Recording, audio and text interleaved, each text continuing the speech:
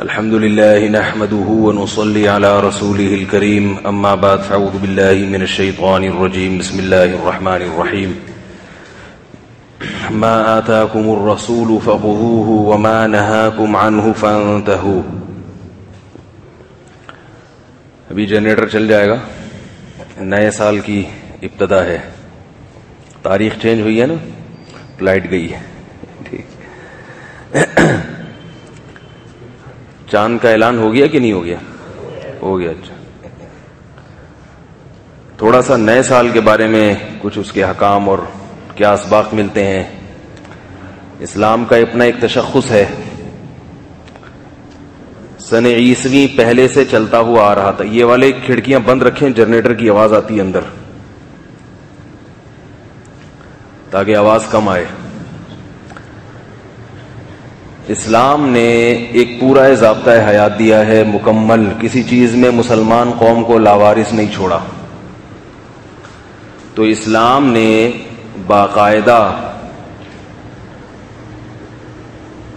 اپنے مہینے ہیں اسلام کے, اور اپنا ایک سال ہے جو دن مہینوں کو شمار کرنے کے لیے, کاؤنٹ کرنے کے لیے. اس وقت پوری دنیا میں دو نظام چل رہے ہیں مہینے اور سال کو کاؤنٹ کرنے کے لیے, جو سب سے زیادہ پوری دنیا میں رائج ہیں. باقی ہیں لیکن وہ تھوڑے تھوڑے بہت ہی نجی سطح پہ, انہیں بین الاقوامی سطح پہ کوئی بھی نہیں مانتا. دو نظام اس وقت دنیا میں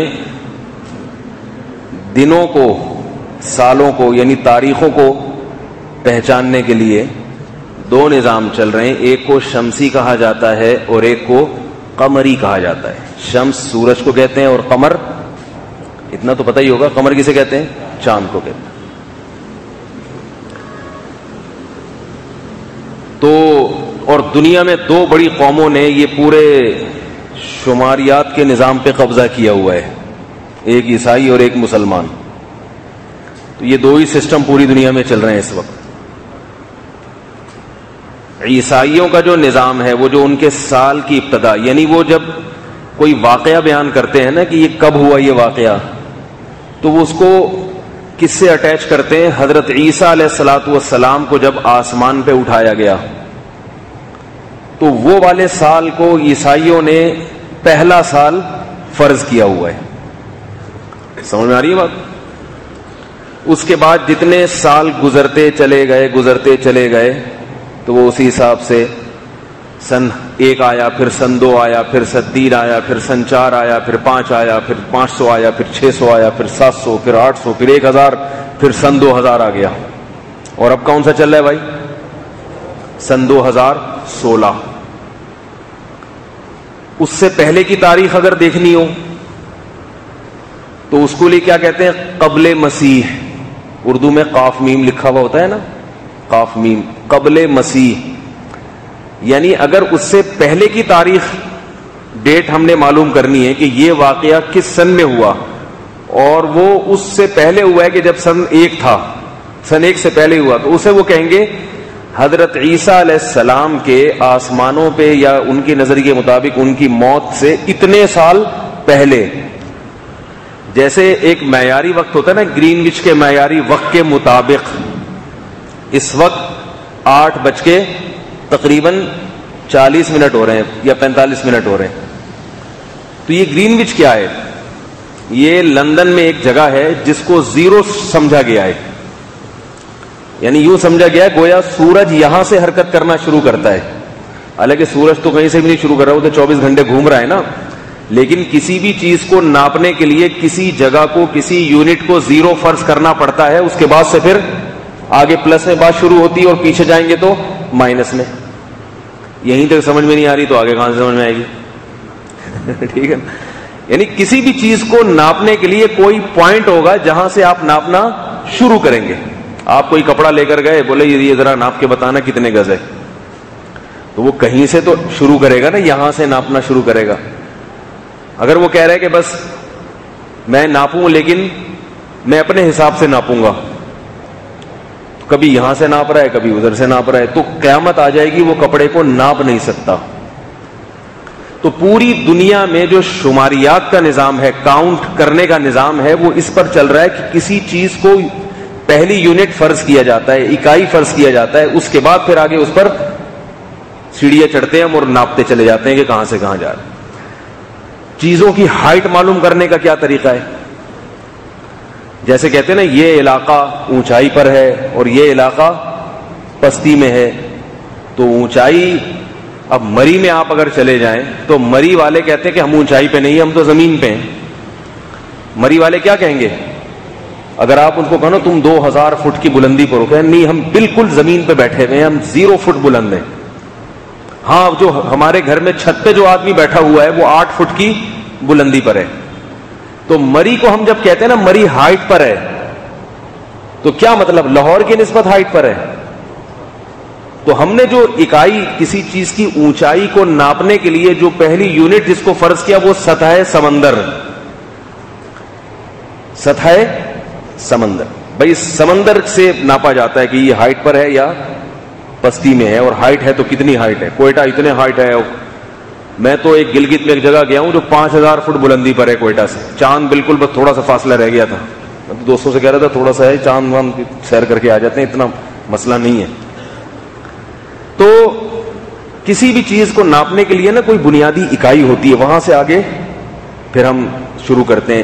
اس کو یہ جو عیسائی لوگوں کی زبان میں کہتے ہیں AD, آفٹر ڈیتھ, یعنی حضرت عیسیٰ کی ڈیتھ کے بعد, جو کہ ڈیتھ نہیں ہے بلکہ حضرت عیسیٰ کو زندہ آسمانوں پہ اٹھایا گیا ہے. لیکن بہرحال وہ دن جس دن آسمانوں پہ اٹھایا گیا, جس دن وہ ڈیتھ کا دن کہتے ہیں اور ہم کہتے ہیں کہ زندہ گیا آسمانوں پہ, اس دن کو پہلا سال فرض کیا گیا.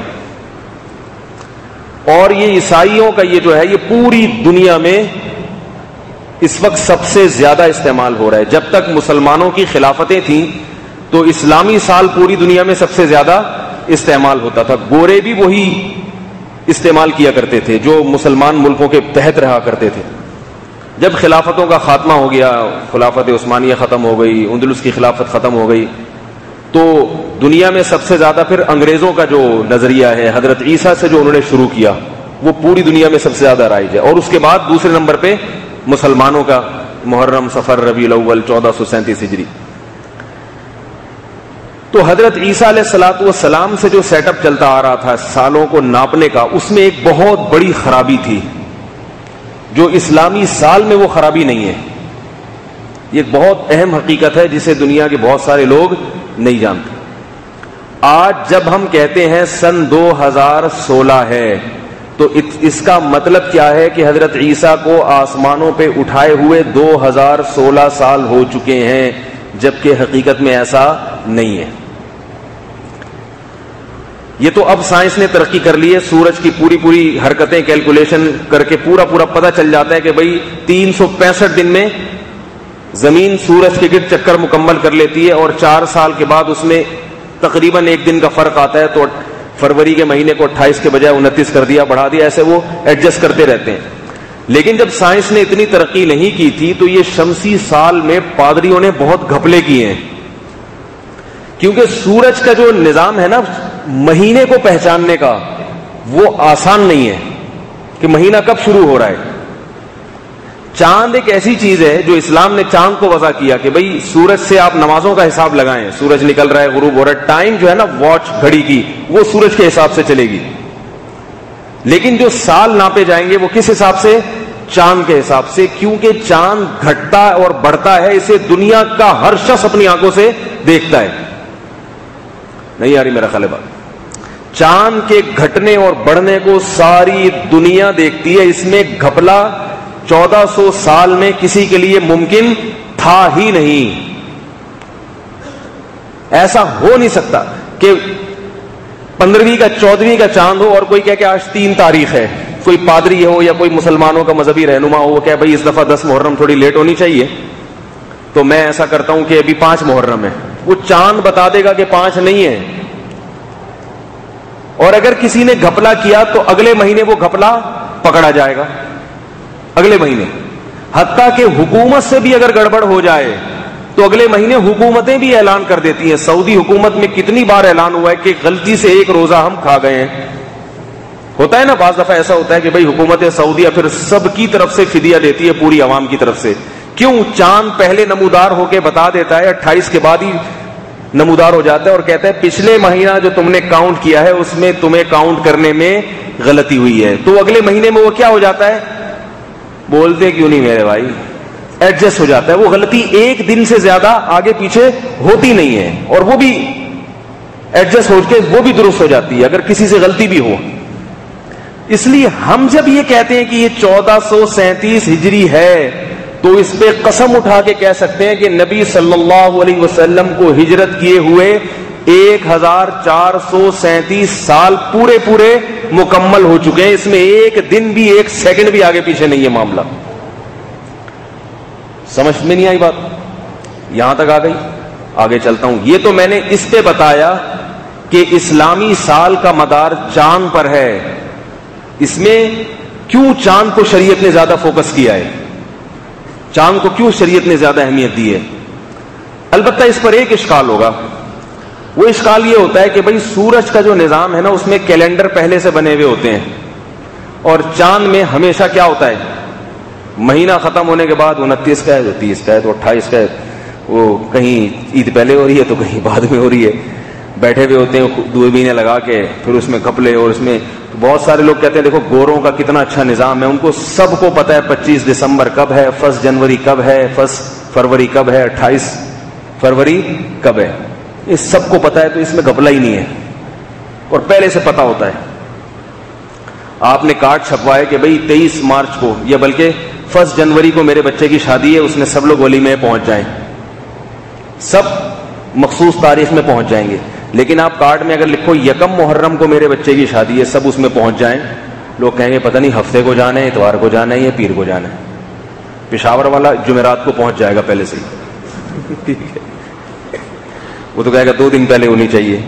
کراچی والے وہ اتوار کو پہنچ رہے ہوں گے, 3-4 دن لیٹ ہو جائیں گے. اور بھی ہے کوئی مصر والا کب پہنچ رہا ہے, ٹھیک ہے نا. تو یہ گھپلا ہے. یہ لوگ کہتے ہیں کہ اس لیے عیسائی جو سال ہے شمسی سال وہ زیادہ بہتر ہے. اس کے 2 جواب ہیں اس اشکال کے.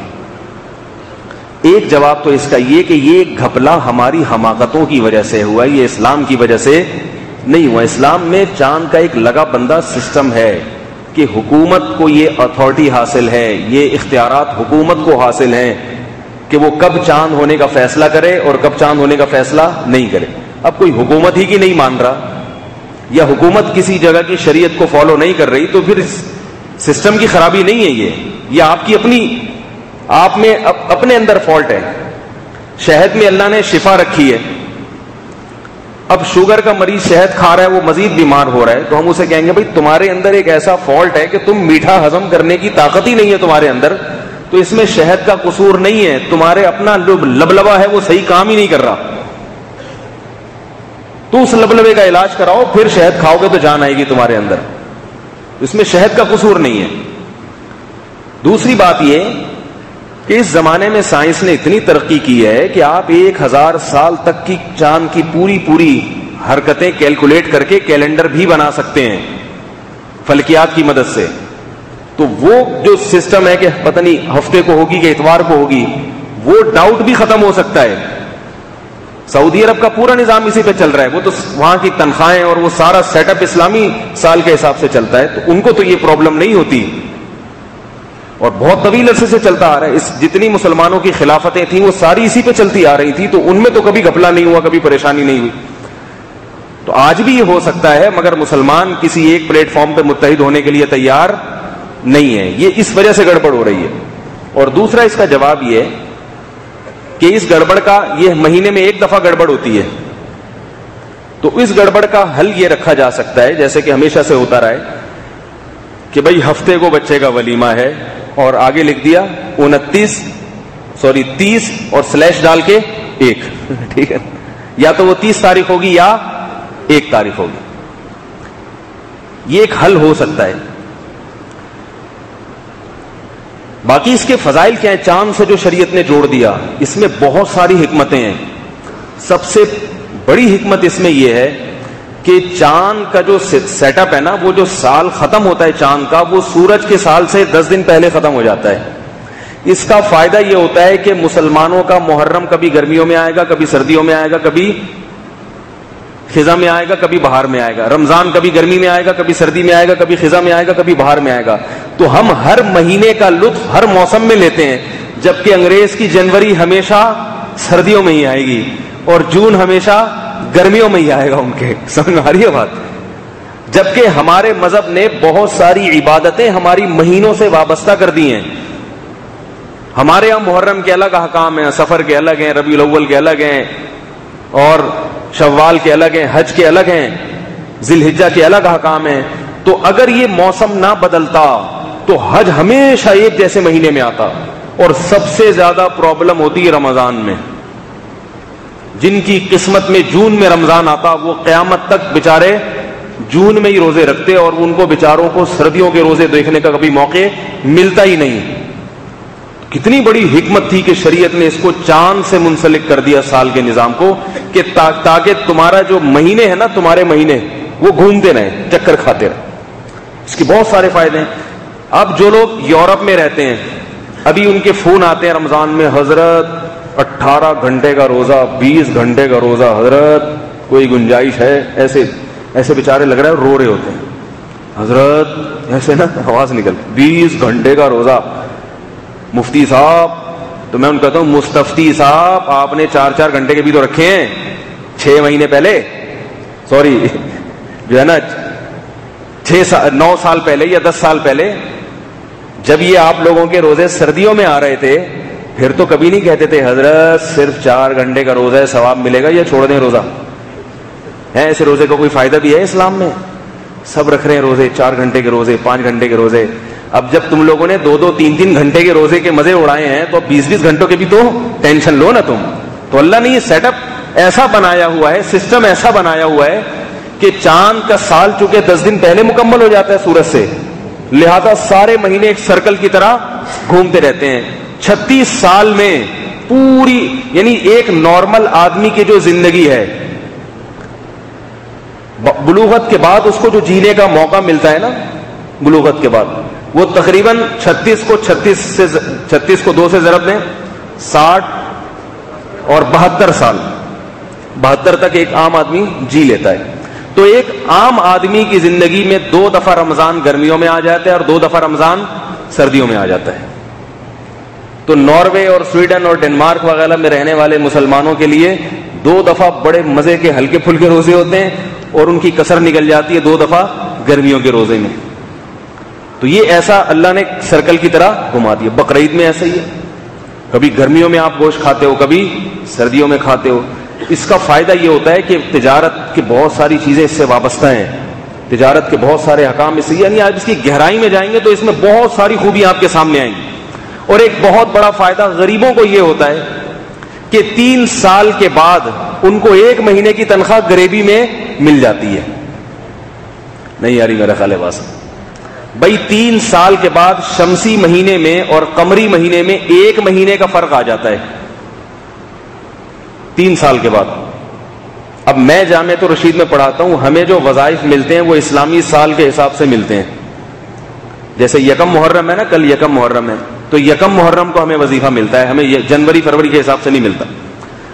کہیں ایسا نہ ہو کہ آپ لوگ آ جائیں کہ آج آپ کو وظیفہ ملا ہے، جیب بھری ہوئی ذرا کچھ ہو جائے مولوی صاحب. ویسے ہی میں جنرل نالج کے لیے بتا رہا ہوں آپ لوگوں کو. اب 1 محرم کو ملا، پھر 1 صفر کو ملا، ہوتے ہوتے ہمارا سال 10 دن پہلے ختم. تو 3 سال کے بعد 1 مہینے کا وظیفہ شمسی حساب سے غریبی ہو گیا کہ نہیں ہو گیا؟ کیا خیال ہے؟ تو اسلام نے ایسا طریقہ وضع کیا جس میں جو ظاہر ہے جو کمپنیوں کے مالک ہوتے ہیں نا، وہ تو سیٹ ہوتے ہیں، وہ تو تنخواہیں دیتے ہیں، ملازمین کو نہ چاہتے ہوئے بھی 3 مہینے کے بعد 1 مہینے کی غریبی بولو بھائی مل جاتی ہے. یہ بھی فائدہ اس میں ملازمین کا جو دفتروں میں یا کہیں بھی ملازمت کرتے ہو. تو اور بہت سارے ہیں، میں اب تو جلدی سے بات کو سمیٹتا ہوں کہ ہمیں اس میں سال گزرنے میں سبق کیا ملتا ہے. تو یہ تو میں نے مختصراً اس پر بتایا کہ اسلام نے چاند کو معیار کیوں بنایا، سورج کو معیار کیوں نہیں بنایا. باقی سورج کی اپنی ایک حیثیت ہے، اس میں کوئی شبہ نہیں ہے، اس کے مہینوں کی بھی حفاظت کرنا ضروری ہے، کیونکہ اس سے سردی گرمی خزاں بہار کا پتہ چلتا ہے. اب آپ کسی کو بتائیں گے بھی مارچ میں بہار کا مہینہ آتا ہے ہمارے یہاں، تو آ جائے گا بھی وہ مارچ میں، وہ ہمیں پوری زندگی ہمیشہ مارچ میں ہی آئے گا. وہ سورج کا اپنا ایک فائدہ ہے، اس کا میں منکر نہیں ہوں. میں تو یہ بتا رہا ہوں کہ شریعت نے چاند کو سورج پر ترجیح کیوں دی ہے، اس کی وجہ ہے. تو یہ ایسا کیلنڈر ہے جو آسمان میں لگا ہوا ہے، پوری دنیا اس کو دیکھ سکتی ہے، یہ بہت بڑی وجہ ہے. اور ایک اتنی بڑی حکمت تو نہیں ہے لیکن ہمارے لیے یہ بھی ہے کہ یہ جو چاند کا سیٹ اپ ہے نا، اس کا ایک بڑا فائدہ یہ ہے کہ جس دن جب ہم رمضان کا چاند دیکھنے کے لیے نکلتے ہیں کہ پتہ نہیں آج ہوگا کہ نہیں ہوگا، اس کا اپنا ایک لطف اور اپنا ایک مزہ ہے. چاند ہوگا یا نہیں ہوگا، بعض دفعہ اعلان ہوتا ہے ہو گیا، ٹھیک ہے نا، وہ کتنی خوشی ہوتی ہے ایک دم. عید میں تو اس سے بھی زیادہ ہوتی ہے. انگریزوں کو پہلے سے پتا ہوتا ہے کہ جی 25 دسمبر کو ہی عید ہے. ہمارے ہاں کیسی افراتفری ہوتی ہے، آج پتہ نہیں چاند رات ہے یا نہیں ہے. اعتکاف والے وہاں مسجد کے جوتوں والی جگہ پہ ایڑیاں رکھ کے کھڑے ہوئے ہوتے ہیں کہ چاند کا اعلان ہو اور فوراً پنجے باہر نکال دیں. لیکن اس ڈر سے ایڑی باہر نہیں نکالتے کہ کہیں ایسا نہ ہو کہ اعلان ہو کہ چاند نظر نہیں آیا. تو یہ جو ایک اسلامی تہوار میں ایک عجیب سی غیر یقینی صورتحال ہوتی ہے اور سب کے دل عجیب ہل رہے ہوتے ہیں کہ بھئی پتہ نہیں کیا ہوگا اور کیا ہونے والا ہے. یہ بھی ایک یعنی اسلامی تہوار کے مزے کو دوبالا کر دیتی ہے یہ چیز. شاپنگ کے لیے لوگ نکلتے ہیں، بھائی ہو سکتا ہے 29 کا ہو سکتا ہے. میں پورے اس رمضان میں اس چکر میں بیٹھا ہوا تھا کہ 30 روزے پورے ہوں گے، کیونکہ فلکیات والوں نے کہا تھا 30 روزے ہوں گے. ہم بیٹھے ہوئے تھے آرام سے، کچھ بھی نہیں گھر کے لیے خریدا، نہ عید کے لیے کچھ. ابھی ایک دن ہے، ابھی جلیبیاں وہ کیا ہوتی ہیں، سوئیاں ہوئیاں اور کھانے پینے کی چیزیں، دودھ وہ لے لیں گے چاند رات اگلے دن. گھر والوں کو بتا دیے فکر کی ضرورت نہیں ہے، 30 دن پورے ہوں گے. ہمارا ایک ذوق، سلیم بھائی کا ذوق یہ کہہ رہا ہے، ذوق سلیم ہوتا ہے نا، وہ یہ کہہ رہا ہے اچانک اعلان ہو گیا چاند ہے کل. اب جب بھاگیں دودھ کی دکانوں پہ وہ خالی برتن رکھ کے بیٹھے ہوئے ہیں. تو یہ بھی ایک عجیب سی ایک صورت حال ہوتی ہے. تو ایک تہوار جو ہے نا بڑے جوش و خروش سے منا لیا جاتا ہے، ایک دم پیغامات جانا شروع ہو جاتے ہیں، وہی عید مبارک چاند. اس سے پہلے بیٹھے ہوئے ہوتے ہیں مفتی منیب صاحب کو کتنا پروٹوکول ملتا ہے بھائی، سب دیکھ رہے ہوتے ہیں. جتنے بھی یعنی پورے ملک میں چاروں صوبوں میں اس رات سب سے زیادہ اہمیت کس کی ہوتی ہے؟ مفتی منیب صاحب. تو علماء کو پروٹوکول بھی مل گیا اس بہانے کہ بھئی یہ کیا کہہ رہے ہیں، آج ان کی بات سنی جائے گی، آج ان کی بات غور سے سنی جائے گی. اب تو لوگوں میں تھوڑا ذوق ختم ہو گیا، ورنہ ہمارے بچپن میں تو پورا محلہ سڑکوں پہ نکل جایا کرتا تھا چاند دیکھنے کے لیے. تو یہ ایک تجسس بھی پیدا ہوتا ہے. اس سے جو ہے نا اسلامی تہواروں کا مزہ دوبالا ہو جاتا ہے، تھوڑا سا تجسس رہتا ہے. باقی یہ کہ حضرت عمر رضی اللہ تعالی عنہ کے دور میں ایک دفعہ یہ جو اسلامی سال کی ابتدا کیسے ہوئی، حضرت عمر رضی اللہ تعالی عنہ کے دور میں کسی سرکاری کاغذ پہ کوئی لیٹر آیا، اس پہ ڈیٹ ڈلی ہوئی تھی شعبان کی فلاں تاریخ. حضرت عمر نے فرمایا کہ یہ شعبان کون سے مہینے کا ہے، ہمیں کیا پتا کون سا شعبان ہے.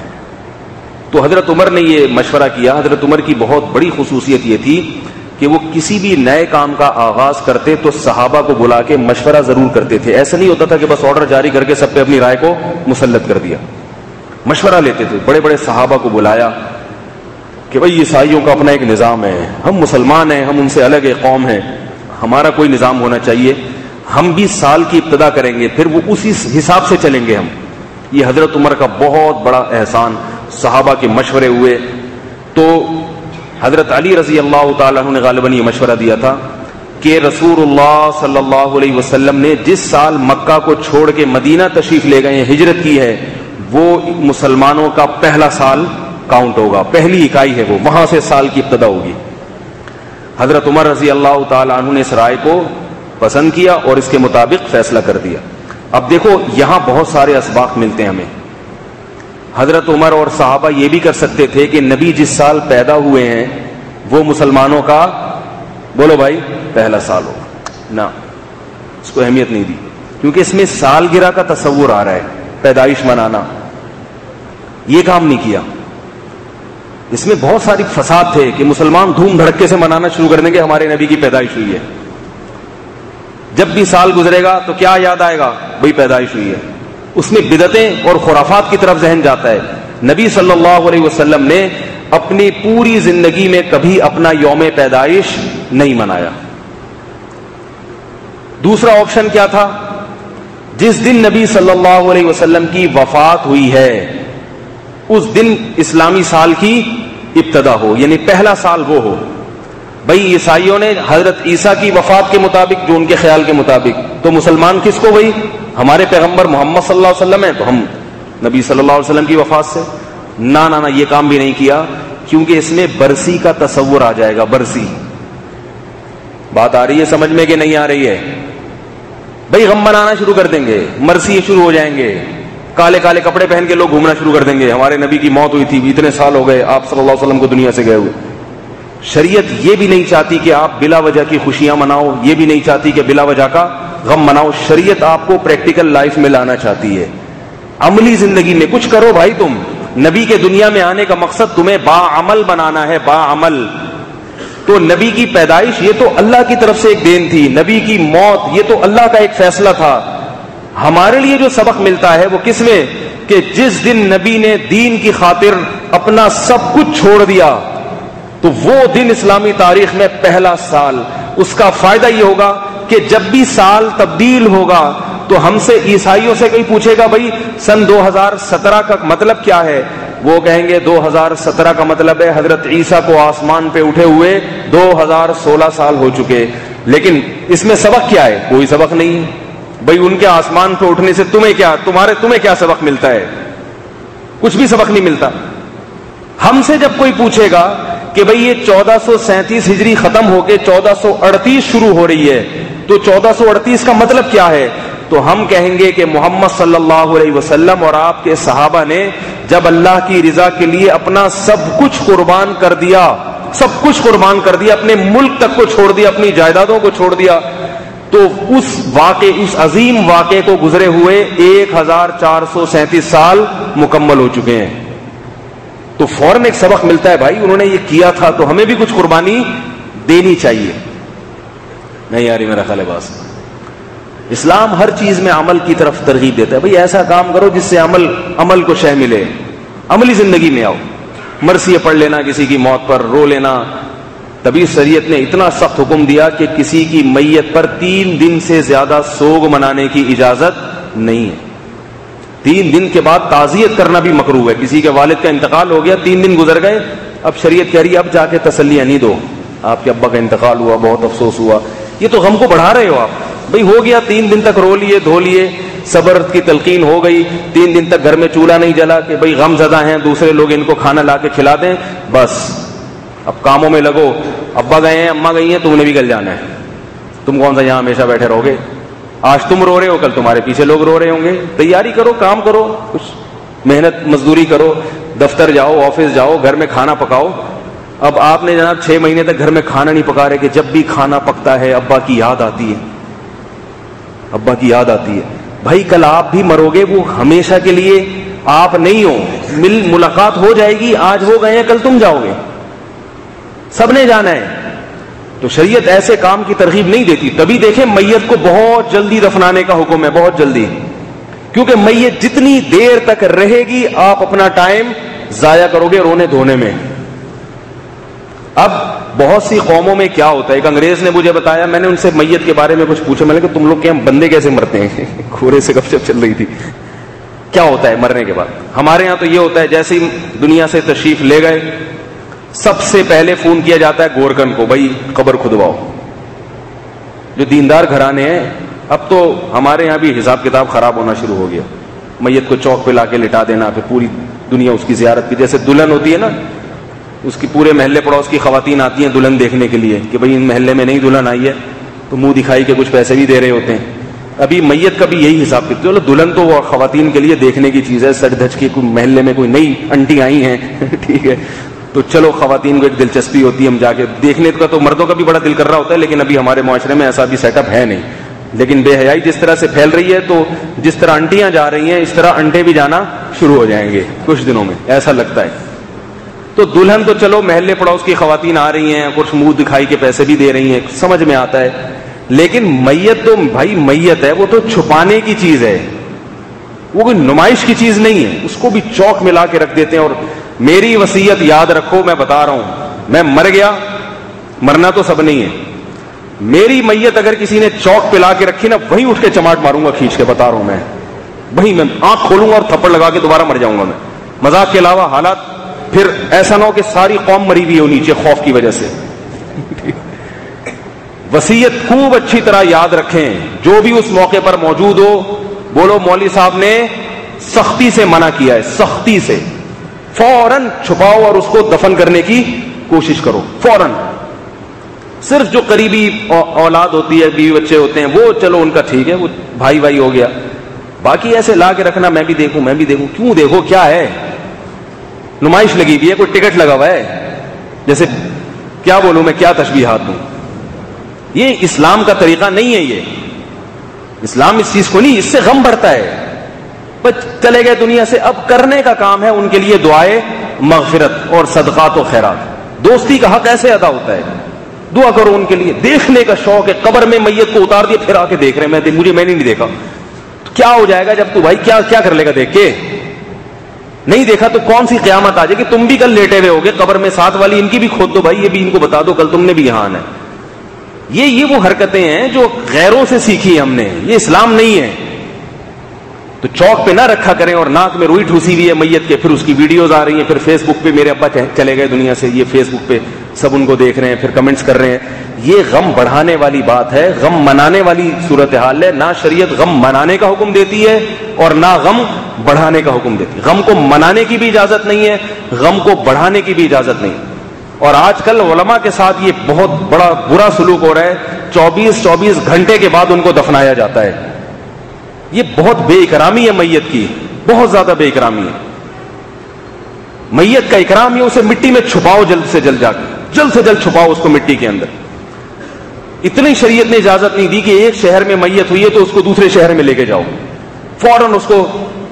اگر اس سے محبت ہے آپ کو, کرنے کا کام یہ نہیں ہے جا کے دیکھو مجھے, میں رہ گیا مجھے دکھا دیں. یہ کرنے کا کام یہ ہے کہ جیسے ہی موت کی اطلاع ملی اس کے لیے اللہ کے سامنے آنسو بہاؤ, اللہ اس کی مغفرت کر دے, اس کے لیے صدقات و خیرات کرو. وہ ساری زندگی کرتے رہو. یہ کام نہیں ہوتا, یہ کام آج کے مسلمان سے نہیں ہوتا.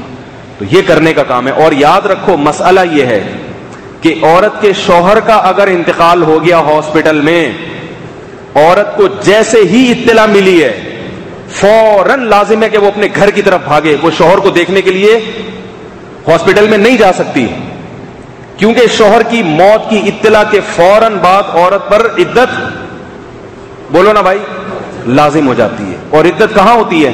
ہاسپٹل میں ہوتی ہے, قبرستان میں ہوتی ہے, کہاں ہوتی ہے؟ گھر میں ہوتی ہے. بڑی بڑی دیندار خواتین جیسے ہی شوہر کی موت, نہیں میں دیکھوں بچوں کے ابا کو, میں جا کے دیکھوں, ہائے میرے میاں چلے گئے دنیا سے, میں جا کے دیکھوں. گھر میں رہو بھائی, گھر میں چلے گئے, اب آپ کے دیکھنے سے زندہ نہیں ہو جائیں گے. وہ مرے ہی آپ کی دیکھنے کی وجہ سے ہیں, وہ آپ کی وجہ سے مرے ہیں, پھر جا کے ان کو ٹینشن دے رہی ہو. مذاق کر رہا ہوں, کوئی حقیقت نہ سمجھیں, لیکن بہت سے بیچارے اس وجہ سے ہی مرتے ہیں. تو اب نہ دیکھیں, آپ گھر میں رہیں, کوئی بات نہیں. اگر دکھانا ہوا تو گھر میں لے آؤ, وہ اپنے شوہر کو دیکھ سکتی ہے, اس میں وہ نہیں ہے. بہت سے لوگ نے مرنے کے بعد نکاح ختم تو شوہر کو نہیں دیکھ سکتی ہے, شوہر کو غسل نہیں دے سکتی, تو شوہر کو دیکھ لے. وہ اگر گھر میں لے آئے پھر ٹھیک ہے. بیوی کا ایک ایسا رشتہ ہوتا ہے کہ اس کو دیکھنے میں کوئی حرج بھی نہیں ہے. وہ بھی جب غسل دینے کے لیے گھر میں لانا پڑے, اور پھر اس کو جو ہے دفنا دو جا کے. تو اس کو رکھتے ہیں, وہی فلانا آ رہا ہے تو منجلا آ رہا ہے, تو وہاں سے بیٹی آ رہی ہے امریکہ سے, تو وہاں سے جاپان سے داماد آ رہا ہے, آسٹریلیا سے بہنوئی آ رہا ہے. تو کچھ بھی نہیں کریں گے یہ آ کے, اس میت کو زندہ نہیں کر سکتے. جو جلا گیا اس کو دیکھنے سے نہ اس کو بیچارے کو پتہ بھی نہیں چل رہا ہوتا کون کر. مجھے جب بوڑھا تھا اس کو دیکھنے کے لیے جاتے تو خدا کی قسم ثواب ملتا. اپنے بوڑھے ماں باپ کی زیارت کے لیے کہیں سے بھی سفر کر کے آؤ, اس سے بڑی کوئی نیکی نہیں ہے. میرے پاس ایک خاتون کا فون آیا, اتنا رو رہی تھی, مجھے بہت ترس آیا. کہہ رہی ہے میرا باپ ہاسپٹل میں بستر مرگ پر پڑا ہوا ہے اور میرا شوہر مجھے پاکستان جانے نہیں دے رہا. ایسے خبیث شوہر ہے نا, میں آپ کو کیا بتاؤں. بات ایک خاتون کا فون آیا, کہہ رہی ہے میں نے اپنی بیٹی کی شادی کی, رخصتی ہو گئی, سسرال چلی گئی, 5 سال ہو گئے ہیں, مجھے میری بیٹی کے سسرال والوں نے بیٹی سے ملنے نہیں دیا. ایسا بلک بلک کے رو رہی تھی کہ میرے آنکھوں سے آنسو بے تحاشا بہ رہے تھے. کیونکہ ماں کی ایک عجیب ممتا ہوتی ہے, ایسا درد تھا اس کی آواز میں. فون پہ بس بات کرانے دیتے ہیں, کہتے ہیں یہ بچی اب ہمارے گھر میں آ گئی تو اب ہمارے حکام اس پہ چلیں گے. تو اس نے کہا کہ وہ مجھے ملنے نہیں دیتے میری بیٹی سے. میں نے کہا بیٹی بھاگ کے کیوں نہیں ہے؟ بیٹی پہ اتنا روب رکھا ہوا ہے کہ نہیں بھائی اب یہاں ہو تو اب ہماری مرضی کے بغیر نہیں جانا. 5 سال ہو گئے ماں سے ملنے نہیں دیا. کیسے ماں اپنی بچیوں کو پالتی ہے, کیسے جگر کا ٹکڑا بنا کے رکھتی ہے. اس میں اتنا تنگ ظرف ہونا, اتنا تنگ. ماں کا رشتہ, باپ کا رشتہ ایسا ہے کہ بیوی جب کہا کرے نا ابا اماں سے ملنا ہے, اسے فوراً جانے دیا کرو. بولا ابا اماں سے ملنے پر کوئی پابندی نہیں ہے. اس میں کوئی اتنا تنگ ظرف رکھنا اپنا کہ میرے گھر سے چلی جائے گی تو کھانا کون پکائے گا, تو روٹی کون پکائے گا, تو یہ کون کرے گا. تو اپنی بیٹیوں کے بارے میں بھی مستقبل میں سوچ لیا کرو میرے بھائی. تو میں نے اس خاتون کو مشورہ کیا دیا, میں نے کہا طلاق لے لو ایسے آدمی سے. الٹا مشورہ ہے کہ نہیں ہے؟ میں نے کیا کہا, میں نے کہا طلاق لو, کیونکہ 5 سال میں ملنے نہیں دیا. اب اگر ملنے دے بھی دیں گے تو پھر اگلے 5 سال تک, یا 1 سال میں بھی اگر ایک دفعہ ملنے دیں تو جس ماں نے بیٹی کو پالا اور اس کے دل میں بھی محبت اور بیٹی کے دل میں, میں نے کہا ان نالائقوں سے طلاق لو. طلاق بٹھا دو گھر میں, بغیر شوہر کی زندگی گزار لے. میرا خیال ہے کہ یہ آسان زندگی ہے. ماں اور بیٹی کے رشتے جو اتنا قریبی رشتہ ہوتا ہے, اس کو جدا کر دینا, یہ جہنم میں جائے گا تمہارا داماد بھی اور یہ تمہارا سسرال بھی. ایسے جہنمیوں کے پاس اپنی بیٹی کو رکھا ہوا, اس کی تربیت کے برے اثرات پڑیں گے. اس نے کہا میرا بھی یہی موڈ ہو رہا ہے. ٹھیک ہے نا. میں ان کمبختوں کو عقل بھی جب آئے گی, جب آپ اس کو لے کر آؤ گی گھر میں بٹھاؤ گی, طلاق تک مجھے پتا تھا نوبت آئے گی نہیں. جب یہ گھر میں لا کے بٹھا دے گی نا کہ نہیں بھیج رہی جاؤ, ان کو پتا ہے کہ کوئی دوسری اتنی شریف اس زمانے میں ملے گی نہیں کہ جس کو 5 سال تک روک لیا اور وہ رکی بھی رہی. وہ کہے گی میں جا رہی ہوں, نکل. صحیح ہے نا. شریف, کوئی شریف مل جائے نا کسی کو, شریف شرفا, بعض لوگ اس کی شرافت سے ناجائز فائدہ اٹھاتے ہیں. ان لوگوں کو پھر میں ان کو شیر بناتا ہوں, بولتا ہوں جاؤ ان سے تمیز سے بات ہی نہیں کرو. ایک خاتون کا فون آیا کہ مجھ سے شادی سے پہلے کوئی کہیں دوستی, کہیں غلط بیچاری سے کہیں بوائے فرینڈ وغیرہ بن گیا ہوگا, غلط کیا, اچھا نہیں کیا. اس نے شادی ہو گئی تو میں ساری پرانی زندگی کو بھلا کے اپنے شوہر کے ساتھ ہنسی خوشی زندگی گزار رہی تھی. میرے میاں نے کسی موبائل کمپنی سے جا کے میرے پرانے ریکارڈ نکلوا لیے, پرانی کالیں جتنی بھی تھی نکلوا لی, اور کہا کہ تمہاری تو فلاں سے بھی دوستی تھی, فلاں سے بھی دوستی تھی. اب وہ خاتون بیچاری روتے ہوئے کہہ رہی ہے کہ میں نے بہت معافیاں مانگی, مجھے معاف کر دو, وہ پہلے کی باتیں, اب اللہ کا واسطہ مجھے معاف کر دو. لیکن وہ معاف کرنے کے لیے تیار نہیں. میں نے کہا آپ نے کتنی دفعہ معافی مانگی؟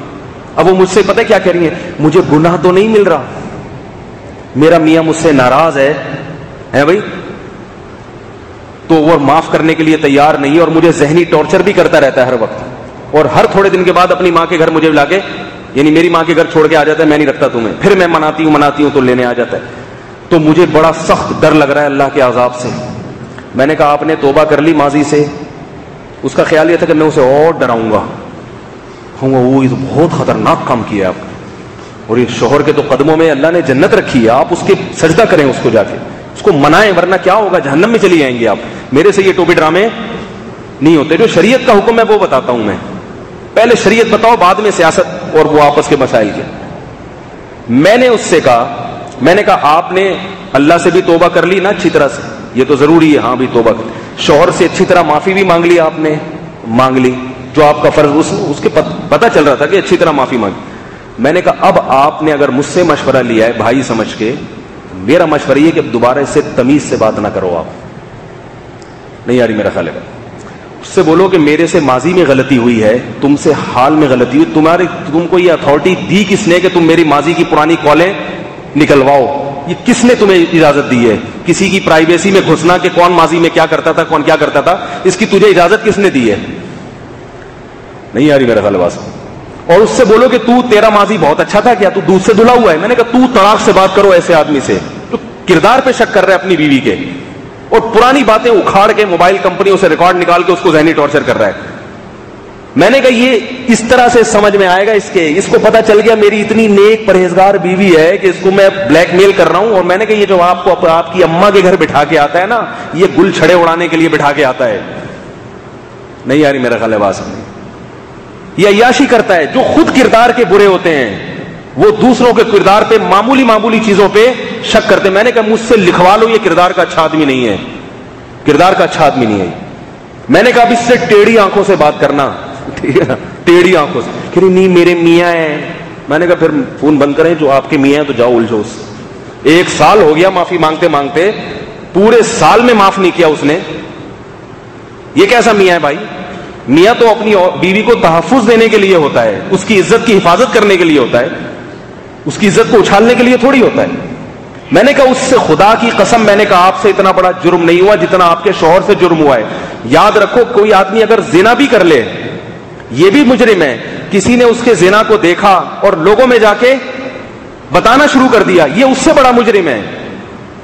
نبی صلی اللہ علیہ وسلم نے کیا فرمایا, جس نے کسی کا راز فاش کیا قیامت میں اللہ اس کے گناہوں کو سب کے سامنے فاش کر دیں گے کہ یہ خود ایسا تھا اور دوسروں پر جو ہے نا یہ کیچڑ اچھالتا تھا.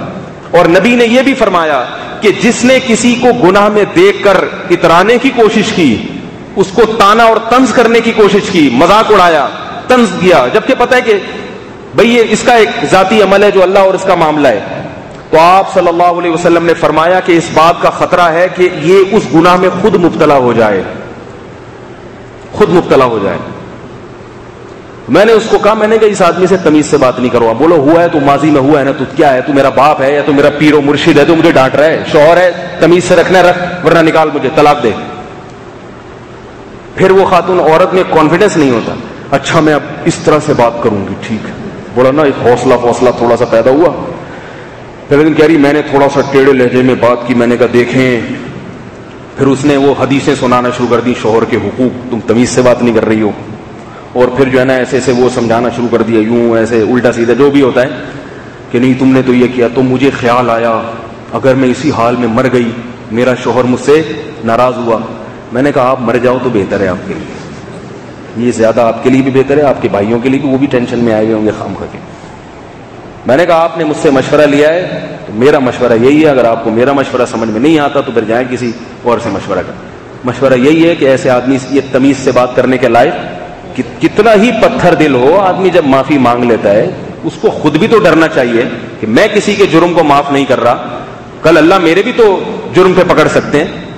ایسے کیسز آتے ہیں. ایک لڑکی کی شادی ہوئی, اس بیچاری نے کہیں اپنے ماضی کی کوئی برائی تھی اپنے میاں کے سامنے بیان کر دی. عورتوں بھی تو بیوقوف اور احمق ہوتی ہیں, کیا ضرورت ہے تمہیں اپنے ماضی کے قصے لے کے بیٹھنے کے اس کے سامنے. وہ میں لطیفہ سناتا ہوں نا اس پہ, کہ ایک آدمی کی شادی ہوئی تو وہ اپنی بیوی سے کہہ رہا ہے آج سے تم ہی میری کائنات ہو, تم ہی میری راحت ہو, تم ہی میری مسرت. اس کا تو مطلب یہ تھا بس میرے لیے پوری کائنات تم ہی ہو, مسرت خوشی اور راحت بھی تم ہی ہو. تو جواب میں کہتی ہے اچھا اگر راحت مسرت اور کائنات سب آج سے میں ہی ہوں تو آج سے تم ہی میرے ستار بھی ہو, غفار بھی تم ہو, وسیم بھی تم ہی ہو اور کلیم بھی تم ہی ہو. اپنے سارے بوائے فرینڈ کے نام اپنے شوہر کو بتا دی. وہ کہہ رہے کہ یہ کیا ہو رہا ہے بھائی, کہہ رہی جیسے تمہاری اتنی ساری فرینڈس کی تم نے سب کو چھوڑ دیا, ہم نے بھی چھوڑ دیا. تو بعض بیوقوف عورتیں ہوتی ہیں, اپنے گناہ کو فاش کرنا بھی گناہ, یاد رکھو. اپنی عزت کی حفاظت سب سے پہلے ضروری ہے. پتہ ہے آپ کو, علماء نے لکھا ہے کہ سب سے پہلے جان کی حفاظت, جان بچانے کے لیے سور کھانا بھی جائز ہے, خنزیر کھانا بھی جائز ہے. اس کے بعد سب سے پہلے کس چیز کی حفاظت ہے؟ عزت کی حفاظت.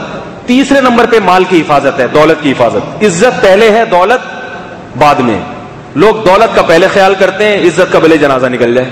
عزت انسان کی پہچان ہی اس کی عزت سے ہے. آپ سے کوئی گناہ ہو گیا, آپ کسی کو نہ بتاؤ, توبہ کرو اللہ کے سامنے, چھپاؤ. کیوں اپنی عزت کا جنازہ نکال رہے ہو لوگوں کے سامنے؟ تو بعض خواتین یہ کرتی ہیں, شادی ہوئی ہے شوہر کے سامنے, تو سارے وہ اتنا شوہر نے وہ محبت دی تو سارے اپنے پرانے راز فاش کر دیے. مخلوق کا ظرف بہت چھوٹا ہوتا ہے, اللہ کا ظرف بہت بڑا ہے. 100 سال گناہ کر کے آؤ, توبہ کر لو, اللہ سارے معاف کر دیتا. سچے دل سے اگر توبہ کی, اللہ بس ہو گیا اب نہیں کروں گا, سارے معاف کر دے گا. اللہ فرشتوں کے رجسٹر سے وہ مٹا دیتے ہیں, جس زمین پہ گناہ کیا وہ ریکارڈنگ ختم ساری, اور دوبارہ اس گناہ پہ تانا نہیں دیتے. لیکن انسان کا ظرف کیا ہوتا ہے؟ چھوٹا. اس کو جب آپ کا ایک عیب پتہ چل گیا, کہیں لڑائی جھگڑا پھڈا ہوا, فوراً تانے دینا شروع کر دے. تو ہے تو وہی نا, ہے تو وہی, تو نے تو خود بولا تھا کہ میں ایسا ہوں. کوئی ضرورت نہیں, اپنے گناہ کو چھپاؤ. نبی صلی اللہ علیہ وسلم نے فرمایا بعض دفعہ انسان سے رات کی تنہائیوں میں کوئی گناہ ہوتا ہے, وہ چھپ کے توبہ کرتا ہے, گڑ گڑاتا ہے, اللہ معاف کر دیتے ہیں. یہ قابل معافی ہو جاتا ہے. لیکن بعض دفعہ وہ اپنے راز کو لوگوں کے سامنے فاش کر دیتا ہے, رات میں نے یہ کیا, میں نے یہ کیا. تو آپ صلی اللہ علیہ وسلم نے فرمایا کل امتی معافا الا المجاہرین, جو اپنے گناہ کو لوگوں کے سامنے ظاہر کر دیں اللہ ان کو معاف, بولو بھائی, نہیں کرتے. پرانی کتابوں میں ایک قصہ لکھا ہے, اس قصے کی سند کی مجھے تحقیق نہیں ہے, سند کی, لیکن اس سے جو مضمون ثابت ہوتا ہے نا وہ مضمون درست ہے. قصے کا مجھے معلوم نہیں کہ اوتھینٹک ہے یا نہیں ہے, لیکن بعض قصے ایسے ہوتے ہیں کہ ان سے جو مضمون ثابت ہو رہا ہوتا ہے, جو سبق مل رہا ہوتا ہے, وہ شریعت سے ثابت ہوتا ہے. تو پرانی کتابوں میں لکھا ہے کہ حضرت موسیٰ علیہ السلام کے پاس ایک عورت آئی اور کہنے لگی کہ اے موسیٰ, مجھ سے ایک بہت بڑا گناہ ہو گیا ہے, تو آپ اللہ سے پوچھیں کہ کیا اللہ میری اس توبہ کو قبول کر لے گا اگر میں اس گناہ سے توبہ کر لوں. حضرت موسیٰ علیہ السلام نے اللہ سے پوچھا, اللہ نے کہا کہ ہاں اس عورت سے کہو توبہ کر لو, میں معاف کر دوں گا. آگے حضرت موسیٰ نے اس عورت کو بتایا تو عورت کہتی ہے اب اتنا بڑا گناہ ہے, دوبارہ پوچھ کے آئے, پتہ نہیں آپ صحیح بھی کہہ رہے کہ نہیں کہہ رہے, تو بہت بڑا گناہ ہے, چھوٹا موٹا گناہ نہیں ہے, دوبارہ پوچھ کے آئے. دوبارہ گئی حضرت موسیٰ علیہ السلام پوچھنے, تو اللہ نے کہا کہ اس کو بتاؤ کہ ہاں ہاں معاف ہو جائے گا, توبہ کر لو. پھر حضرت موسیٰ آئے اس کے پاس, اس عورت کو بتایا بھائی اللہ نے کہا جتنا بھی بڑا ہے توبہ کر لے, معاف ہو جائے گا. پھر وہ کہتی ہے موسیٰ دوبارہ جاؤ, میں بتا رہی ہوں, ایسا نہ ہو آپ کو سننے میں غلطی ہوئی ہو, معمولی نہیں ہے, بہت بڑا ہے. پھر اللہ نے کہا بھائی ہو جائے گا. چوتھی دفعہ میں حضرت موسیٰ سے کہنے لگی اے موسیٰ آپ ذرا پورا کلیئر بات کر کے آؤ, میں شادی شدہ عورت ہوں, میرے بچے ہیں اور مجھ سے زنا ہوا ہے, یہ پوچھ کے آؤ, یہ بھی ہو جائے گا معاف. کہتے ہیں اللہ نے کہا کہ نہیں ہوگا. اللہ نے کیا کہا, اب نہیں ہوگا. کیوں کھود کھرید میں لگے ہوئے ہو, اتنا کیوں گہرائی میں جانے کی کوشش کرتے ہو بھائی. بعض لوگ ایسے ہوتے ہیں, میں نے اس خاتون کو بھی کہا, میں نے کہا آپ سے خدا نخواستہ اس سے کوئی زنا یا بدکاری نہیں ہوئی تھی, ایسا کوئی جرم نہیں ہوا اس سے, بس بہمی آدمی تھا اس کا میاں چھکی. تو میں نے کہا کہ بھائی جو بھی تھا توبہ کر لی, بھول جاؤ ماضی کے قصوں کو. لیکن اللہ نے معاف کر دیا, سب نے معاف کر دیا, شوہر صاحب معاف کرنے کے لیے تیار نہیں ہے. تو یہ مخلوق کا ظرف ہے, تو اپنے گناہ کو کسی کے سامنے ظاہر نہ. میں اس خاتون کا بتا رہا تھا, وہ کہتی ہے میں نے کوئی ماضی میں کوئی غلطی ہوئی تھی, اپنے میاں کو بتا دی غلطی سے, محبت کے جوش میں, کہ ہم دونوں ایکچولی ایسے ہوتا ہے نا آج کل کہ کوئی سارے راز میں تمہیں بتاؤں گی, تم سارے راز مجھے بتا دینا. اسی سے ہماری یہ فلموں سے سیکھتے ہیں, ڈراموں سے. میں چاہتا ہوں اپنی ساری چیزیں تم سے شیئر کروں اور کوئی چیز ہمارے درمیان مخفی نہ رہے. کیوں, یہ کیا ہے, یہ بھی تو انسان ہے. تو ماں باپ سے شیئر نہیں کرتے, اگر کرنی ہے تو ابا کو بتاؤ نا, اما کو بتاؤ. ابا اما خیر خواہ ہوتے ہیں, وہ ذلیل نہیں کرتے, باقی کسی کا کوئی بھروسہ نہیں ہے. ابھی تو محبت سے جہاں میاں بیوی میں لڑائی جھگڑے ہوں گے وہ سارے پرانی فائلیں کھول کے رکھ دے گا, یہ تو اس نے خود بولا تھا, اس نے خود بولا تھا. تو اس خاتون نے بیچاری نے بتا دیا, میاں نے اس وقت تو کچھ نہیں کہا, لیکن اب وہ بیچاری کہہ رہی ہے جب کوئی مسئلہ ہوتا ہے مجھے تانا کہ تو ایسی ہے, تو نے خود بتایا. اتنے تانے کہ وہ ذہنی مریضہ بن گئی, وہ لڑکی ذہنی مریضہ بن گئی, دماغی توازن خراب ہو گیا اس کو ذہنی ٹارچر کر کر کے. تو شکی آدمی ہوتا ہے نا وہ تو پھر معاف نہیں کرتا, تو بار بار وہ وہی جملہ دہراتا رہتا ہے.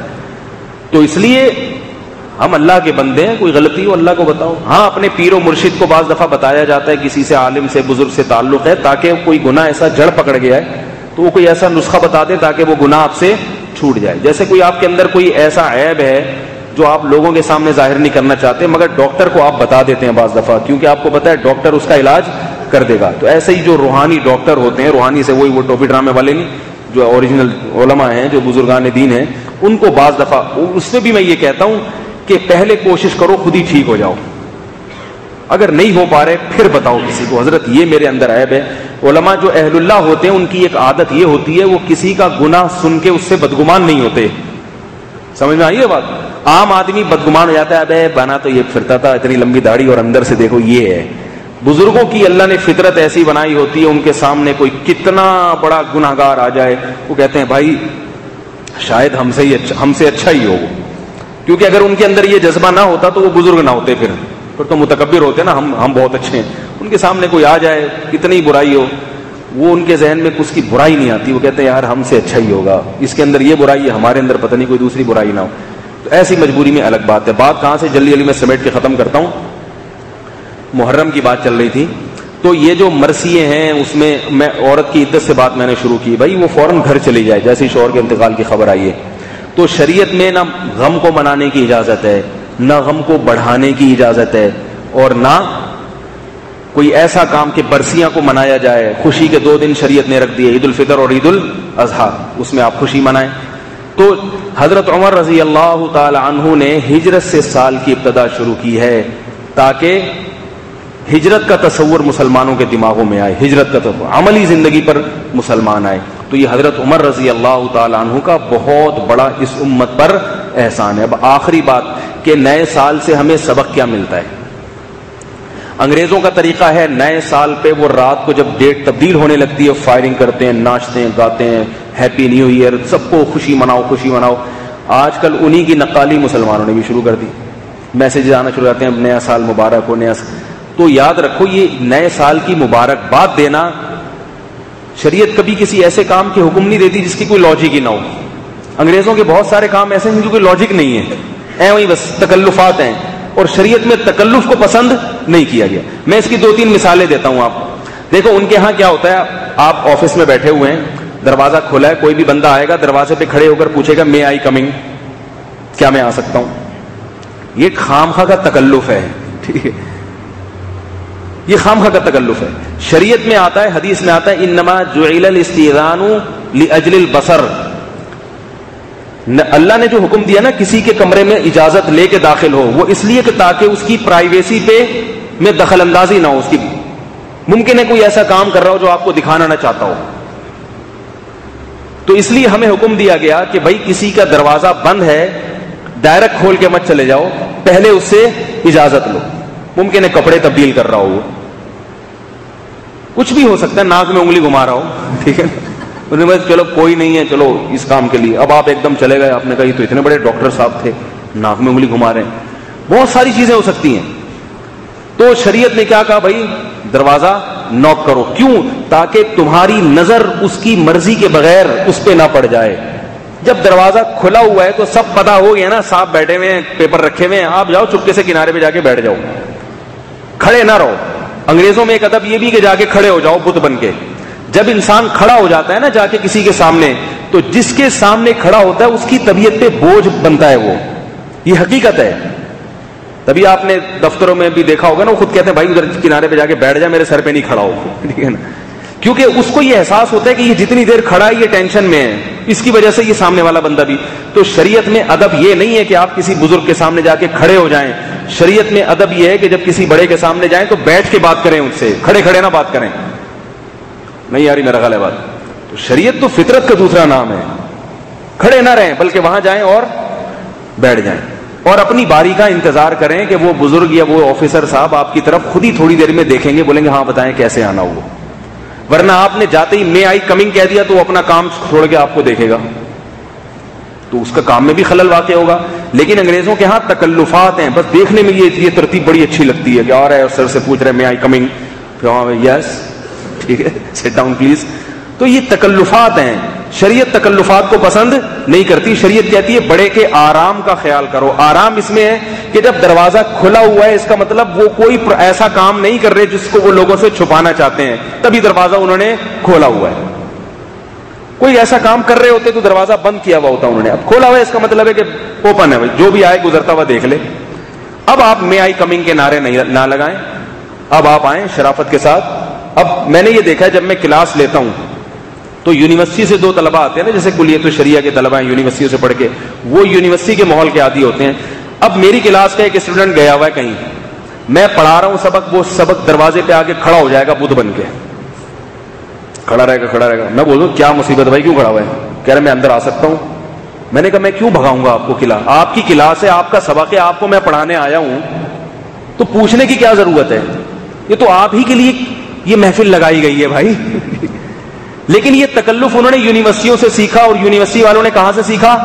گوروں سے, انگریزوں سے. اس کا نقصان کتنا ہے؟ ایک آ رہا ہے دوسرا آ رہا ہے، تو بار بار استاذ کو سبق چھوڑ کر اس کی طرف متوجہ ہونا پڑتا ہے، اس کو کہنا پڑتا ہے جی آ جائیں، ورنہ وہ لائن لگتی چلی جاتی ہے. کیونکہ طلبہ کی تو عادت ہے، کوئی لیٹرین سے آ رہا ہے، کوئی گٹکا کھا کے، گٹکے تو نہیں کھاتے خیر، وہ کوئی چائے پی کے آ رہا ہے.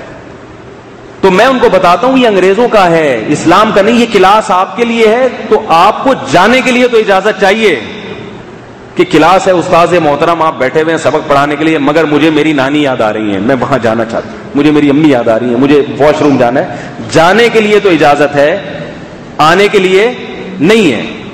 سمجھ میں نہیں آ رہی میرا خیال ہے بات. اور جانے کے لیے بھی جب ہے جب استاذ نے کوئی بہت اہم، ورنہ جو اگر کوئی جا رہا ہے تو ظاہر ہے کوئی کام ہی ہوگا نا، تو کیوں سبق میں استاذ کی توجہ ہٹا کے آپ اس سے جو ہے نا وہ توجہ دوسری طرف کرتے ہیں. اور بھی اس قسم کی بہت ساری چیزیں ہیں، وہ ابھی میرا موضوع نہیں ہے. تو انگریزوں کے جو بہت سارے ادب و آداب ہیں وہ خامخواہ کے تکلف ہیں. ایک تکلف کی ایک مثال دیتا ہوں. آپ نے دیکھا ہوگا وہ جو بات کہتے ہیں آخر میں تھینک یو کہہ دیتے ہیں. اب کوئی اعلان کیا یہاں سگریٹ پینا منع ہے، شکریہ. بھائی سگریٹ پینا منع ہے، آپ نے جب اعلان کیا تو اس میں شکریہ یا تھینک یو کا کیا مطلب ہے؟ بھائی یہ تو ایک اناؤنسمنٹ ہے، آپ نے کر دی، لگا دی، بھائی سگریٹ نہیں پینی، ختم ہو گئی بات. لیکن وہ اس کے آخر میں کیا لگاتے ہیں؟ Thank you. حالانکہ شکریہ تو جو سگریٹ پیتا ہے وہ ادا کرے کہ آپ نے اچھا ہوا مجھے بتا دیا کہ یہاں سگریٹ پینا منع ہے. وہ اس کے پڑھ کے کہے بھائی جس نے بھی یہ لکھا ہے اس کا میری طرف سے بہت بہت شکریہ. تو وہ سن کے یہاں کچھ ہے، تکلفات ہیں، ہر بات میں تھینک یو، ہر بات میں شکریہ. خبردار سگریٹ نوشی صحت کے لیے مضر ہے، شکریہ. ابے بھائی جس سگریٹ پینے والے کو آپ نے بتایا مضر ہے، اس کو چاہیے کہ وہ سگریٹ کمپنی کا شکر ادا کرے. یار تم نے ڈبہ تو مجھے دے دیا، لیکن شکریہ آپ کا بہت بہت کہ آپ نے بتا دیا کہ یہ پینے کی چیز ہے نہیں. ٹھیک ہے نا، پی تو رہا ہوں مگر یہ پینے کی چیز ہے نہیں، تھوڑا ڈر ڈر کے اعتدال سے پیوں گا. تو اس کو شکریہ ادا کرنا چاہیے. مگر شکریہ کون ادا کر رہا ہے؟ وہی تو. یہ جو چیز آ رہی ہے بس ہم تو اس کو لیتے چلے آ رہے ہیں. اسلام میں الگ سے آداب ہیں. اور دیکھو تھینک یو کا کوئی مطلب نہیں ہے، بس تھینک یو ایک اظہار تشکر ہے. اسلام نے اس کے لیے اس کا آلٹرنیٹ ایک لفظ رکھا ہے، جزاک اللہ. یہ کتنا خوبصورت لفظ ہے. کیا مطلب؟ آپ نے جو میرے اوپر یہ احسان کیا تو اللہ آپ کو اس کا بدلہ عطا کرے. حدیث میں آتا ہے جس نے کسی کو جزاک اللہ کہہ دیا تو اس نے اس کا بدلہ ادا کرنے میں مبالغہ کر دیا. بھائی آپ کو کوئی کام تھا، آپ جا رہے ہیں، آپ سے سامان نہیں اٹھ رہا، ٹماٹر لے کے آ رہے ہیں آپ ہفتے بازار سے، زیادہ لے آئے اس دفعہ، آپ نے کہا چلو پورے مہینے کے لے آتا ہوں. میں وہی مثالیں دوں گا نا جو اپنے اوپر فٹ آتی ہیں. تو آپ سے اٹھ نہیں رہے، ایک بندہ آیا، مولوی صاحب ایک تھیلی میں یعنی آپ کے گھر لے جاتا ہوں، میں اٹھا لیتا ہوں. تو میں اسے کہوں جزاک اللہ. اس نے مجھ پر احسان کیا ٹماٹر اٹھا کے یہاں سے وہاں لے گیا. لیکن میں نے اسے کیا کہا کہ اللہ اس کا آپ کو بدلہ عطا کرے. یہ ٹماٹروں سے بڑھ کر ہے کہ نہیں ہے؟ اللہ بدلے میں ٹماٹر نہیں دے گا کہ تو نے ایک دن 1 کلو ٹماٹر یہاں سے وہاں لے گیا تھا تو جنت میں تجھے بھی 1 کلو ٹماٹر. اللہ پھر اپنی شان کے حساب سے بدلہ دیتا ہے. اللہ کہتا ہے بھائی تو نے فلاں کی خدمت کی تھی، اس کا یہ اجر ہے جو تجھے دے رہا ہوں. وہ بعض دفعہ ایسا بدلہ ہو جاتا ہے کہ بخشش ہی ہو جاتی ہے. وہ کتے کو ایک آدمی نے پیاسے کتے کو پانی پلا دیا تو اللہ کو ادا پسند آئی، اللہ نے سارے گناہ معاف کر دیے اس کے. تو بعض دفعہ ایسا بھی ہو جاتا ہے. تو اس لیے حدیث میں کیا آتا ہے؟ جزاک اللہ. بھئی آپ نے جو کام کیا اللہ آپ کو اس کا بہترین بدلہ دے. یہ جزاک اللہ مردوں کے لیے ہے. عورت کو جب کہنا ہو تو جزاک اللہ. جب خاتون کو کہیں گے تو کیا کہیں گے؟ جزاک اللہ. خواتین یہ لفظ سمجھتی نہیں ہے. ہمارے ایک استاذ کے پاس فون آیا کسی خاتون کا، تو انہوں نے مسئلہ بتایا اس خاتون کو، تو وہ خاتون کہہ رہی ہے جزاک اللہ. یعنی وہ خاتون یہ سمجھتی ہے کہ عورت جب کسی کو کہے گی تو جزاک اللہ کہے گی. بھائی عورت جب کسی کو کہے گی نہیں، جب یہ خطاب مرد سے کیا جائے تو جزاک اللہ کہا جائے گا، جب خطاب عورت سے کیا جائے تو جزاک اللہ کہا جائے گا. وہ خاتون کہہ رہی ہے کہ وہ خاتون یہ سمجھی کہ جب عورت کسی کو کہے گی تو جزاک اللہ کہے گی، حالانکہ وہ سامنے بندہ بیٹھا ہوا ہے، وہ حیران یار میں عورت کب سے ہو گیا مجھے جزاک اللہ کہ. تو عجیب سا ہو رہا ہے. تو چاہے عورت یہ لفظ استعمال کرے یا مرد، یہ نہیں دیکھا جائے گا. کہا جس کو جا رہا ہے، خطاب کس سے ہو رہا ہے، اس کی جنس کو دیکھا جائے گا. مرد ہے تو جزاک اللہ، عورت ہے تو جزاک اللہ. اور اگر کوئی بیچ کا ہے اس کو جو مرضی کہہ دو. بعض ایسے بھی ہوتے ہیں نا بیچارے گھوم رہے ہوتے ہیں، ان کو آپ جزاک اللہ کہتے ہیں، وہ جس میں خوش ہوں وہ آپ ان کو کہہ دیں. تو نبی صلی اللہ علیہ وسلم نے یہ کلمہ ہمیں دیا ہے، یہ چیز ہمیں دی آپ صلی اللہ علیہ وسلم نے، یہ کتنا خوبصورت ہے. تھینک یو کا کوئی مطلب ہی نہیں، شکریہ کا کوئی مطلب ہی نہیں ہے. پھر بھی شکریہ کہنا بھی جائز ہے، تھینک یو کہنا بھی جائز ہے. کہیں آپ فتوے نہ جھڑنا شروع کر دیں، آپ نے تھینک یو کو بولا آپ دائرہ اسلام سے خارج ہیں. ایسا نہیں ہے، تھینک یو کا بھی اچھا ہی مطلب ہوتا ہے. میں کہہ رہا تھا کہ جزاک اللہ اور زیادہ اچھا ہے، صرف یہ کہنا مقصد ہے. اور جزاک اللہ خیرن کثیرا، اور بعض دفعہ جزاک اللہ انسان اوپر سے کہتا ہے، بعض دفعہ دل سے نکل جاتا ہے جزاک اللہ. کوئی ایسی خدمت کر جاتا ہے آدمی کہتا ہے اللہ تمہیں اس کا بہترین بدلہ دے. آپ کو عربی میں نہیں کہنا آتا، اردو میں کہتے ہیں، انگلش میں کہتے ہیں بھائی تمہیں اللہ اس کا بہترین بدلہ دے، تم نے جو میری خدمت کی، مجھ پر جو احسان کیا. تو بہت ساری چیزیں ہیں جو گوروں میں غلط ہیں، لیکن ہم لوگ اسی سے لیتے چلے جا رہے ہیں، یہ نہیں دیکھتے کہ اسلام اس بارے میں کیا کہتا ہے. تو آخری بات بس یہ کہ محرم کی مبارکباد دینا اس کی کوئی لاجک نہیں ہے. نئے سال کی مبارکباد اس لیے کہ مبارکباد خوشی پہ دی جاتی ہے. آپ کا بچہ پاس ہو گیا، آپ اس کو مبارکباد دیں، بھائی مبارک. عید آ رہی ہے، مبارکباد دیں، بھائی مبارک ہو، خوشی کا دن آ رہا ہے، ٹھیک ہے نا. گناہ بھی معاف ہوں گے اور میٹھا بھی کھائیں گے اور کھٹا بھی کھائیں گے اور بڑا زبردست مزہ آئے گا. تو یہ سب چیزیں. شادی ہو گئی، شروع میں مبارکباد دے سکتے ہیں اس کو، کیونکہ تھوڑے دن گزر گیا پھر وہ اس کو مبارکباد پہ غصہ آئے گا. ایک جو ہے نا، ایک دیہاتی آدمی ایک فلم دیکھ رہا تھا اور رو رہا تھا. فلم دیکھ رہا ہے ٹی وی میں اور روئے جا رہا ہے. کسی نے پوچھا اس فلم میں رونے کا کوئی سین تو آ نہیں رہا. سین تو سارے خوشی کے آ رہے ہیں، دلہن رخصت ہو رہی ہے، دولہا بیٹھا ہوا ہے اور سالے سالیاں گھوم رہے ہیں، کیسا اچھا سین ہے، تو رو کیوں رہا ہے؟ کہہ رہے یہ میری شادی کی ویڈیو ہے. یہ میری شادی کی ویڈیو ہے، اسے دیکھ کے رو رہا ہوں. یار یہ مجھے کیا پتا تھا، یہ نتیجہ یہ نکلتا ہے اس کا. وہ شیر والا بات سے بات نکلتی ہے. میں یہ موضوع پہلے مکمل کر دوں، پھر ایک آخر میں ایک بڑا مزیدار لطیفہ سناؤں گا تھوڑی سی آپ کو فریش کرنے کے لیے. تو یہ جو محرم کا سال ہے نا، محرم کا سال جب یہ ذی الحجہ ختم ہو گیا تو اس کا مطلب کیا ہے کہ آپ کی زندگی اور تھوڑی سی رہ گئی. لے بھیا، اگر کسی نے 1438 ہجری میں مرنا ہے تو آ گیا 1438، ٹھیک ہے نا. اگر کسی کی قسمت میں 1429 1439 میں مرنا لکھا ہوا ہے تو لے بھائی اور قریب ہو گیا قبر کے. کسی کی قسمت میں اگر لکھا ہوا ہے 1450 ہجری میں مرے گا تو ابھی 1436 تھا تو تھوڑی خوشی تھی، ابھی تقریباً 16-17 سال باقی ہیں. اب جناب یہ بھی گیا. اس کا مطلب کیا کہ اب کتنے رہ گئے؟ اگر 17 سال باقی تھے تو اب 16 رہ گئے، اگر 16 سال باقی تھے تو اب 15 رہ گئے، اگر 15 باقی تھے تو اب 14 رہ گئے. تو خوشی کس بات کی منا رہا ہے تو بیٹھ گئے. اب آپ کو اگر کوئی کہنا بہت خوشی ہوئی، آپ بولے مجھے تو بہت غم ہو رہا ہے بھائی، قبرستان سے 1 سال مزید قریب ہو گیا. جتنے دن زندگی کے لے کے آیا تھا اس میں 1 گھڑی اور ختم ہو گئی. تبھی ہمارے حضرت مفتی رشید احمد صاحب رحمہ اللہ فرمایا کرتے تھے، وہ تو فتاوی لکھتے تھے نا روزانہ، اس میں تاریخ ڈالتے تھے. فرماتے ہیں جس دن 1 محرم کو تحریر لکھتا ہوں تو عادت پڑ چکی ہوتی ہے نا، جیسے 1437 ہے تو ہر وقت 1437 لکھتے لکھتے عادت. تو جب 1 محرم آتا ہے اور تحریر پہ لکھتا ہوں 1438، جیسے ایک مثال دے رہا ہوں میں، ان کے زمانے میں تو سال کچھ اور تھے نا، تو ایک دم قلم تھر تھرانے لگتا ہے کہ لے بھائی 1437 بھی گزر گیا، زندگی اور ختم، زندگی کی 1 شام اور ختم ہو گئی. ایسے فرماتے کہ میں تھوڑی دیر کے لیے دہل جاتا ہوں، اللہ نے قبر کے اور قریب کر دیا، اور دیکھو آج وہ دنیا میں نہیں ہے. قریب ہوتے ہوتے چلے گئے، دنیا سے چلے گئے. تو اب ہمارا نمبر ہے. آج ہم یہ باتیں کر رہے ہیں، کل ہم بھی نہیں ہوں گے، لوگ کہیں گے لے بھائی وہ بھی چلے گئے، اور جو کہنے والے ہیں ہو سکتا ہے وہ پہلے چلے جائیں.